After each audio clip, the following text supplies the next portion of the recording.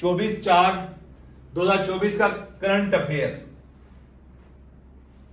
CURRENT, current affair.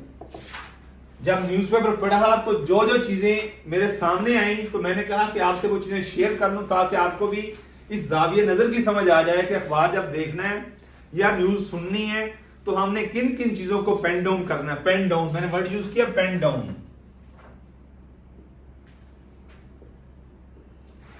Pen down, उन्हें note करना है, किन किन चीजों को नोट करना है।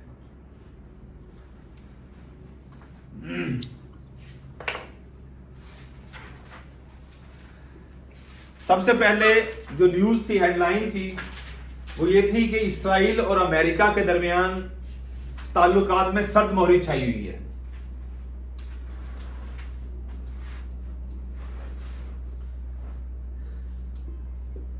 तो इस बैकग्राउंड में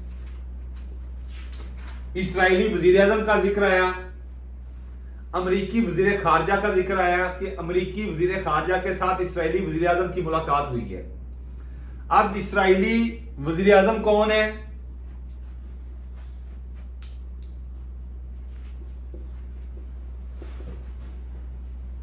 ये आपको पता होना चाहिए, ये आपके ऑब्जेक्टिव का ये क्वेश्चन है। इस्राइली वजीर आजम कौन है? लिख ले, बेंजामिन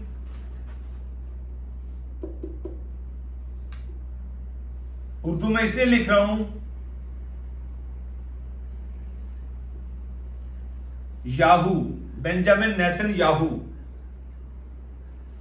ये इस्राइली वजीर आजम है। इसकी मुलाकात किससे हुई है? अमरीकी वजीर खारजा से हुई है। अमरीकी वजीर खारजा कौन है? Antony Blinken.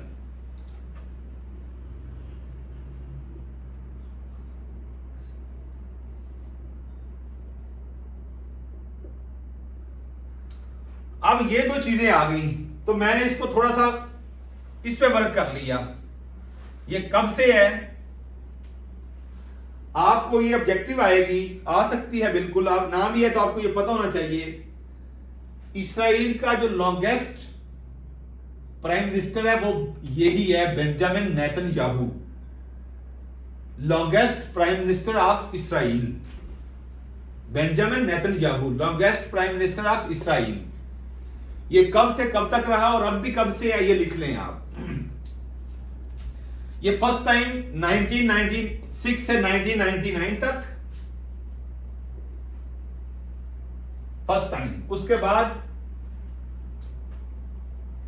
2009 से 2021 तक और फिर 2021 से करंट। लॉन्गेस्ट टेन्योर इसी का ही है, इस्राइली वज़ीर आज़म नेतन्याहू का। ये आप याद रख लें। इसकी पार्टी कौन सी है? LIKUD, लीकड इसकी पॉलिटिकल पार्टी है। ये ऑब्जेक्टिव है आपकी।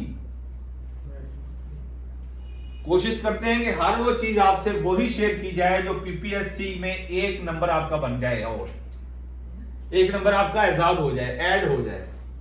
इस्राइली वजीर आजम की अमरीकी वजीर खारजा से मुलाकात हुई है तो अमरीकी वजीर खारजा आपने नोट कर लेना। कौन सा अमरीकी वजीर खारजा है? Anthony Blinken. अच्छा, ये एंथोनी ब्लिंकन वजीर खारजा, इसकी क्या स्टोरी है?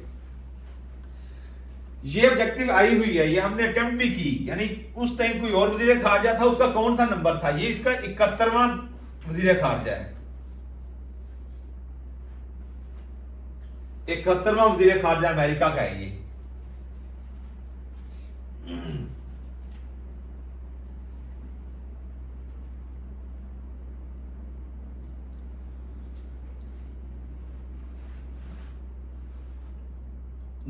इससे पहले जब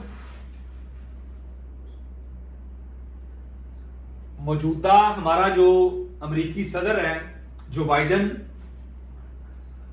उसका ये नेशनल सिक्योरिटी एडवाइजर भी रह चुका है। ये नेशनल सिक्योरिटी एडवाइजर भी रह चुका है ये अमेरिकी वजीर खारजा जो मौजूदा है, एंथोनी ब्लिंकन। 71वां वजीर खारजा है। 2013 से 2015 तक, 2013 से उस टाइम ये मौजूदा जो बाइडन है, जो सदर है अमेरिका का, ये उस टाइम नायब सदर था। ये नायब सदर के दौर में ये सिक्योरिटी एडवाइजर रह चुका, national security adviser of USA, United States of America. ये चीज भी आपको पता होनी चाहिए। इस्राएली वज़ीर आज़म की मैंने आपको पार्टी बताई, Likud, LIKUD, Likud.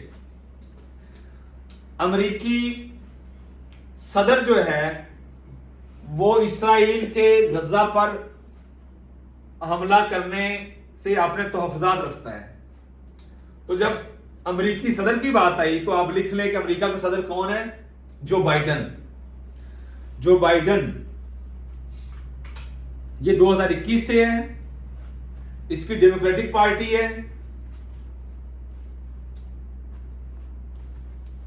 American president जो बाइडन है, जो बाइडन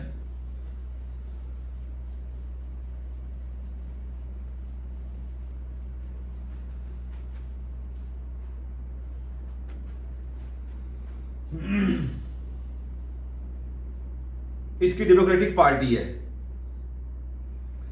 ये 46वां सदर है अमेरिका का। ये बहुत इंपॉर्टेंट ऑब्जेक्टिव है।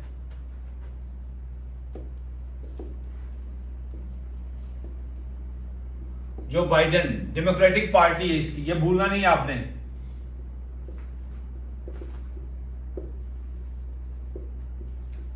छियालीसवां सदर है ये। नायब सदर कौन है? नायब सदर अमेरिका का खान, कमाला हारिस। कमाला हारिस फीमेल है।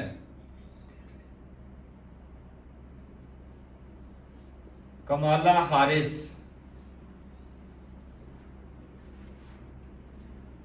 बाइडेन की स्टेट 49वीं नायब सदर है ये। 46वां अमेरिकी सदर है और ये 49वीं नायब सदर है। ये नंबर जो हैं इसमें जो डबल हो जाते हैं, जो रिपीट होते हैं, जो more than one time president होते हैं, इसलिए उनको एक ही दफा कंसीडर किया जाता है। ये 46वां सदर है और ये 49वीं नायब सदर है। हाँ जी, कौन सी देखी है पार्टी? डेलावेयर से बिलोंग करते एक बंदा बोले ना, डेलावेयर से बिलोंग करते हैं। डिलावरे, DELAWARE, डिलावरे, DELAWARE। ये बहुत इंपॉर्टेंट ऑब्जेक्टिव है। ये आ जाता है कि जो बाइडन जो है सदर, अमेरिकी सदर, इसकी अपनी स्टेट कौन सी है? डिलावरे, DELAWARE, डिलावरे। ये भूलना नहीं है आपने।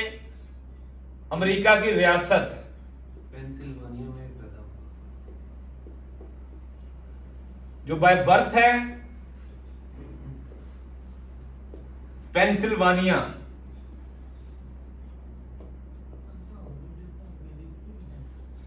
और इसकी कॉन्स्टिट्यूएंसी जहां से इसका वोट कास्ट होता है वो कौन सी है? डिलावरे। अमेरिका की ये भी क्वेश्चन आ जाता है, अमेरिका की कुल स्टेट्स कितनी है? 50। यस 50 रियासतें अमेरिका की। ये चीजें याद रखने वाली हैं। उसके अलावा हिजबुल्लाह की बात आई। हिजबुल्लाह का इसराइल के साथ तनाज़ा चल रहा है। हिजबुल्लाह क्या है? ये लबनान की इस्लामिस्ट पॉलिटिकल पार्टी है हिजबुल्लाह। ये हर एक ऑब्जेक्टिव आपको नंबर दे रही है। कोई भी इसमें आम ऑब्जेक्टिव नहीं है। पास्ट पेपर में यही चीजें रिपीट होती हैं।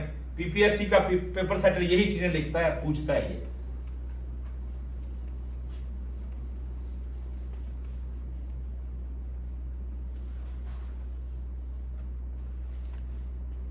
हिजबुल्लाह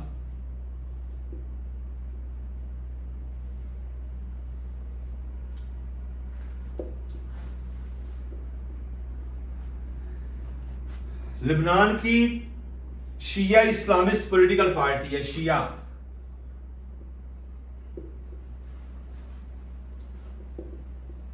इस्लामिस्ट, शिया इस्लामिस्ट पॉलिटिकल पार्टी।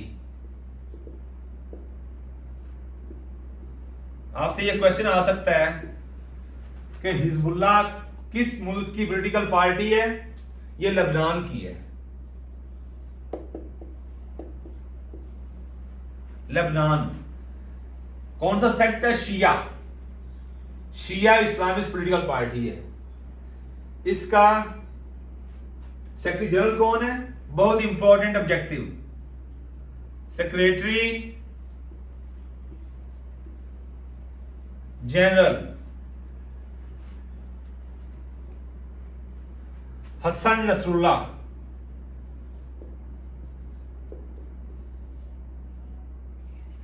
ये आज की खबरों में इंपॉर्टेंट खबर थी कि secretary general Hasan Nasrallah, Hezbollah का जो सेक्रेटरी है, उसने इस्राइल को थ्रेट किया है कि हम लेबनान के दिफा के लिए किसी भी हद तक जा सकते हैं। तो यही ऑब्जेक्टिव आ सकती है इसका। सेक्रेटरी जनरल कौन? हसन नसरुल्लाह है। ये कब बनी? 1982 में बनी है। हिजबुल्लाह कब बनी? 1982 में बनी है। लेबनान की पॉलिटिकल पार्टी है ये, शिया इस्लामिस्ट पॉलिटिकल पार्टी है। सेक्रेटरी जनरल इसका कौन है? हसन नसरुल्लाह है।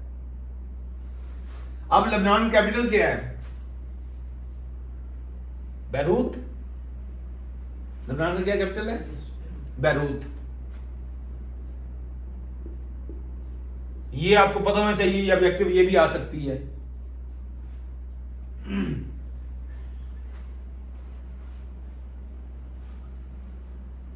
बैरूत। लेबनान का प्राइम मिनिस्टर कौन है? Prime minister of Lebanon Najib Mikati. Prime minister of Lebanon Najib Mikati. ये 45वां प्राइम मिनिस्टर है और ये 2021 से है। Najib Mikati, Lebanon, Beirut. Hassan Nasrallah Shia Islamist political party और 1982 से है ये। इसके अलावा अमेरिकी ईवान नुमाइंदगान ने इसराइल की मजीद हिमायत से इनकार कर दिया। बहुत इंपॉर्टेंट चीज है ये भी। ईवान नुमाइंदगान, जिस तरह हमारी पार्लियामेंट है, पार्लियामेंट के हमारे बाइकैमरल है, उसके दो हाउसेज हैं। अपर हाउस को हम सेनेट कहते हैं, लोअर हाउस को हम नेशनल असेंबली कहते हैं। अमेरिका का पार्लियामेंट का नाम कांग्रेस, अमेरिकी पार्लियामेंट का नाम कांग्रेस। इस बाइकैमरल है ये।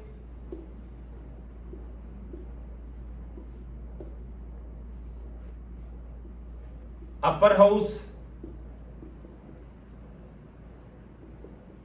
सेनेट, सेनेट, लोअर हाउस, बहुत इंपॉर्टेंट है ये, हाउस ऑफ रिप्रेजेंटेटिव्स। ये ईवान नुमाइंदगान है। अमेरिकी कांग्रेस का लोअर हाउस कौन सा है? House of representative. Upper house कौन सा है? सेनेट। अब ऑब्जेक्टिव ये है कि सेनेट के मेंबर की तादाद कितनी है, हाउस ऑफ रिप्रेजेंटेटिव की तादाद कितनी है। हाउस ऑफ रिप्रेजेंटेटिव 435 तादाद है इसकी, हाउस ऑफ रिप्रेजेंटेटिव्स की। और हमारी कितनी है? हमारी जो लोअर हाउस है उसको हम कहते हैं नेशनल असेंबली, 342। सर ये 36 हो गई है इस दफा। कब कर दी है? इस इलेक्शन में। कौन से इलेक्शन में? इसी में 2023 में। 24 वाले में। ठीक, 336। 36। यानी ये भी ऑब्जेक्टिव है कि अब 336 है, उससे पहले कितनी थी? 342। ये मैं आपको बताऊंगा कि किस तरह कम की गई हैं, इस पे वर्क करते थोड़ा सा। 435 है। अब जिस तरह हमारे इस हाउस ऑफ रिप्रेजेंटेटिव, हमारी नेशनल असेंबली का भी एक स्पीकर होता है, तो अमेरिकन हाउस ऑफ रिप्रेजेंटेटिव का स्पीकर कौन है? उसका नाम है माइक जॉनसन। माइक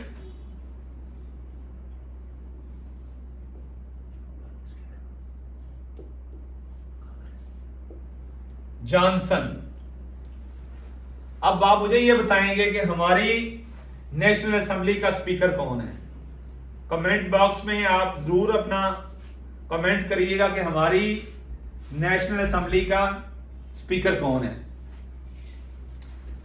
लुबनानी दारुल खुलाफा की बात होगी, बैरूत की।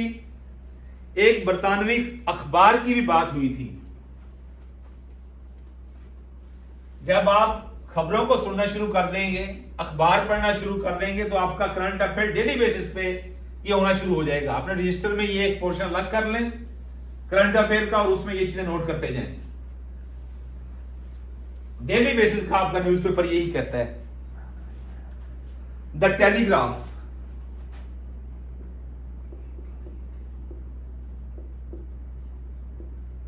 द टेलीग्राफ ये बरतानवी अखबार है, एक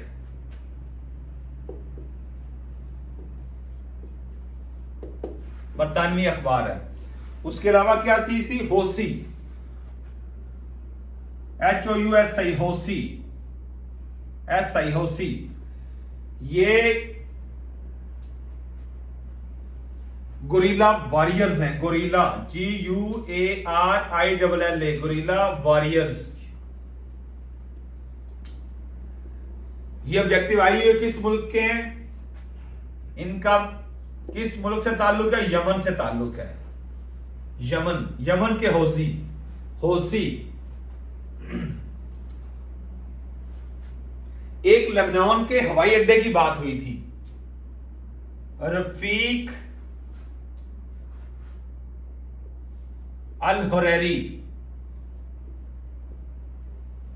रफीक अल हुरैरी लेबनान एयरपोर्ट, मशहूर एयरपोर्ट है रफीक अल हुरैरी, इसकी बात हुई। उसके अलावा इस्राएली बंदरगाह का जिक्र हुआ, एक इस्राएली सी पोर्ट बंदरगाह, उसका नाम है हफीफा, HAFIFA, हफीफा। इस्राएली बंदरगाह हफीफा, इसका जिक्र हो, याद रखिएगा। हफीफा किस कंट्री की बंदरगाह है? सी पोर्ट है इस्राएल की, हफीफा। आजकल ये सुर्खियों में है, अखबार की नजर है आजकल इस पे। इनका एक होसियों का तर्जमान भी है, उसका भी जिक्र है आज। ऑब्जेक्टिव आ सकती है कि होसी, यमनी होसियों का तर्जमान कौन है? उसका नाम है याहिया सारी। याहिया सारी, याहिया सारी। इस्राइल का कैपिटल तिल अबीब, तिल अबीब। बहुत इंपॉर्टेंट एक ऑब्जेक्टिव आई है।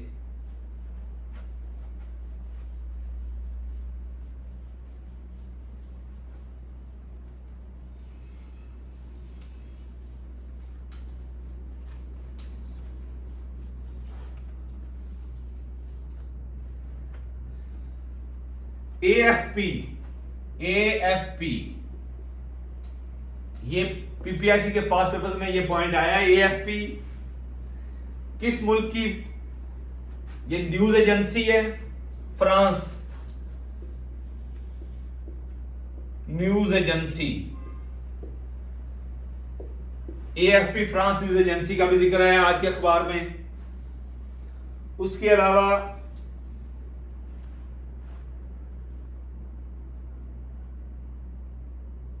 ताइवान का और अमेरिका का आपस में ये बेसिकली एक ट्राइएंगल है। अमेरिका एक साइड पे, ताइवान दरमियान में, इस साइड में चाइना है।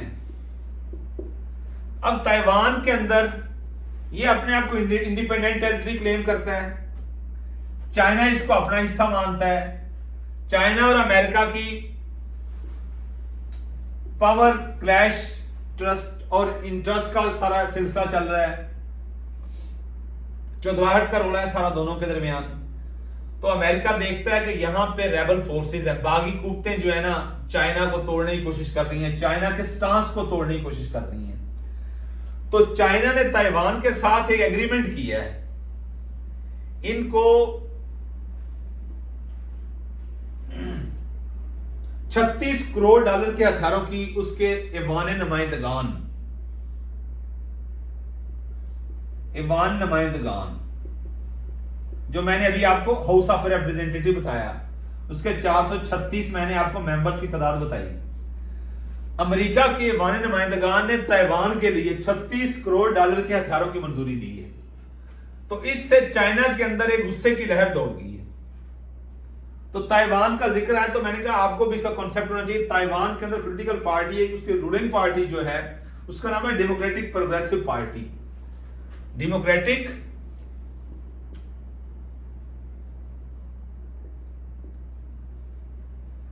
Progressive party.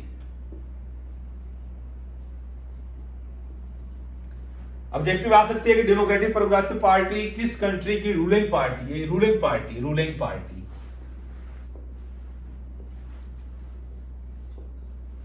किसकी है? ताइवान की। तो चाइना इसको सपोर्ट करता है, ये चाइना ही की एक स्पॉन्सर्ड शुदा उसकी हमायत याफ्ता पॉलिटिकल पार्टी है। अमेरिका कहता है कि जो इसके एंटी है अमेरिका उसको सपोर्ट करता है। तो अमेरिका ने इनके साथ बेसिकली इसके नुमाइंदगान ने 36 करोड़ डॉलर के जो हथियारों की मंजूरी दी है वो उनके अगेंस्ट दी है, जिसमें चाइना के स्टांस को तकबीयत नहीं मिलती। ये भी एक इंपॉर्टेंट चीज थी। एक और चीज थी एनडीटीवी।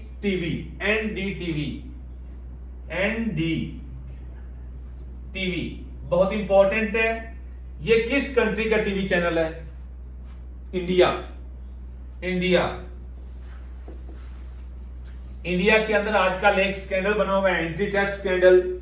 आज की खबरों में यह भी सुर्खियों में था कि वहां पे एंट्री टेस्ट में जो कैंडिडेट्स हैं वहां पे अगर टोटल जो मार्क्स हैं वो हैं 720, तो मोर देन 5 स्टूडेंट्स ने 720 में से 720 मार्क्स लिए हैं। वो कहते हैं कि जो इनकी पेपर मार्किंग जो स्कीम है उसके मुताबिक 720 में से 720 नंबर आ ही नहीं सकते।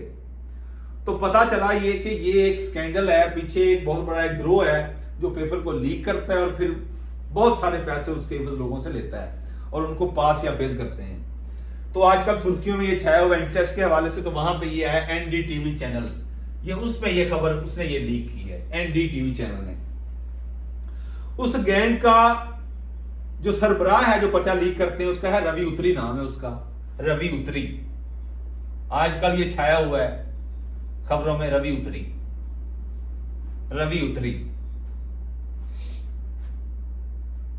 उसके बाद अपने चीफ ऑफ आर्मी स्टाफ की और हमारे वफाकी वजीर इत्तलात नशरियात की आपस में मुलाकात हुई। तो मैंने कहा इस हवाले से भी आपको ये बता दूं थोड़ी सी चीजें। ये आप देखें, आप सिर्फ रोजाना के अखबार पढ़ लें, 10 मिनट दे दें आप अखबार को, तो आपकी इस अंदाज से आपने अपनी ऑब्जेक्टिव निकालनी है।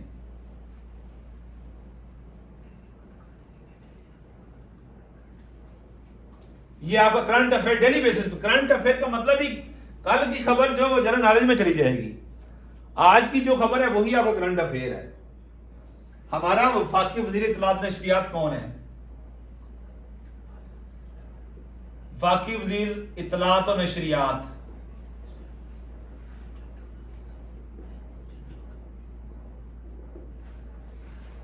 अताउल्लाह तारिड।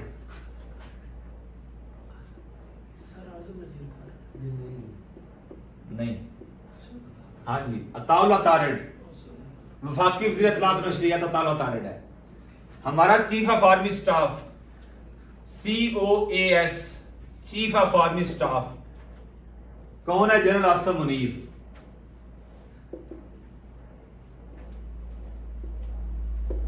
जनरल आसिम मुनीर पे थोड़ा सा काम कर लें, बड़ी इंपॉर्टेंट ऑब्जेक्टिव निकलती हैं। ये कब से है? ये 2022 से है। 6 साल रहे। 29 नवंबर 2022 से है। हमारा चीफ ऑफ आर्मी स्टाफ 29 नवंबर 2022 से है और ये 6 इयर्स कंटिन्यू करेगा। यस 3 साल होती सर जी। तो इसको अपॉइंट कौन करता है? ये जवाबदेह किसको होता है? प्राइम मिनिस्टर अपॉइंट करता है और ये प्राइम मिनिस्टर और मिनिस्टर ऑफ डिफेंस। कौन है मिनिस्टर ऑफ डिफेंस हमारा? ख्वाजा आसिफ साहब। और प्राइम मिनिस्टर हमारा कौन है? शहबाज शरीफ साहब। ये इन दोनों को जवाब दे होता है, अकाउंटेबल टू। 29 नवंबर 2022 से है और इसका नंबर कौन सा है? नंबर जी नजीर खान 17वां है ये हमारा चीफ ऑफ आर्मी स्टाफ। तो सवाल पैदा होता, पहला कौन था? Who was the first one chief of army staff of Pakistan? Chief of army COAS जी। पहला पाकिस्तानी सदर युद्ध था। सदर की बात नहीं कर रहा, पहला चीफ ऑफ आर्मी स्टाफ। मैं पाकिस्तानी बता रहा हूँ, इंग्लिश का नाम क्या? नहीं, पहला वो चीफ ऑफ आर्मी स्टाफ नहीं था। जो वो मार्शल आर्ट मिनिस्टर हो सकता है, वो कमांडर इन चीफ हो सकता है। Chief of army staff. Chief of army staff पहला लिख लो, general Tikka Khan. Very first, बहुत इंपॉर्टेंट ऑब्जेक्टिव है। पहला chief of army staff general Tikka Khan. General Tikka Khan था। ये 1972 से 1976 तक रहा। 1972 से 1976 तक ये रहा था। ये 23वां गवर्नर जनरल पंजाब भी था। यही जनरल टिक्का खान 23वां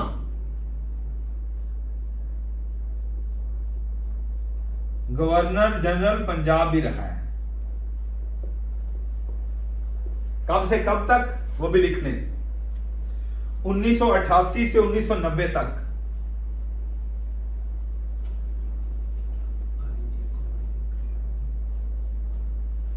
बेनजीर भुट्टो की हुकूमत थी। 1988 में इलेक्शन हुए तो बेनजीर भुट्टो वजीर आजम बनी।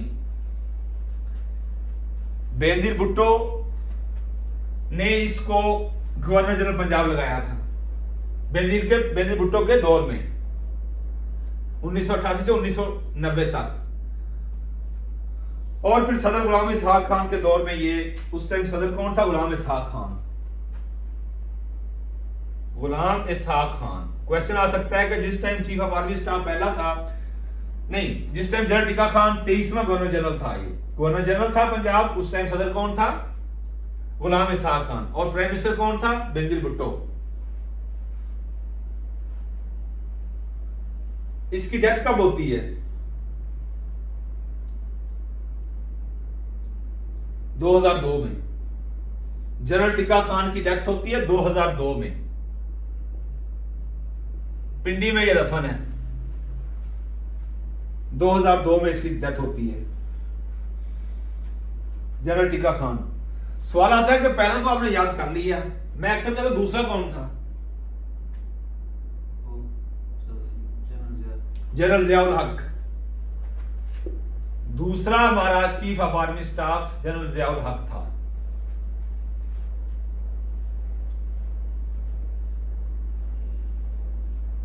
और यही जनरल जियाउल हक छठा सदर पाकिस्तान भी था। छठा सदर पाकिस्तान, दूसरा चीफ ऑफ आर्मी स्टाफ और छठा सदर पाकिस्तान भी था। पहला चीफ ऑफ आर्मी स्टाफ था और 23वां गवर्नर जनरल था पंजाब। गवर्नर पंजाब था, सॉरी, गवर्नर पंजाब। 1978 से 1985 तक। 1978 से छठा सदर पाकिस्तान, 1978 से 1985 तक। कब एयर क्रैश हुआ था? 17 अगस्त 1988 में। और ये ऑब्जेक्टिव आ जाती है कि आपका जो दूसरा चीफ ऑफ आर्मी स्टाफ है, ये कहां दफन है? फैसल मस्जिद के कब में। इस्लामाबाद फैसल मस्जिद के अकब में, फैसल मस्जिद के अकब में, उसके साथ फैसल मस्जिद के साथ ये दफन है। और ये आपका पहला जो था चीफ ऑफ आर्मी साहब जनरल टिक्का खान 2002 में फौत हुआ है, और ये पिंडी में दफन है। ये मिटे नामियों के निशान कैसे कैसे, खागी जमीन आसमां कैसे कैसे।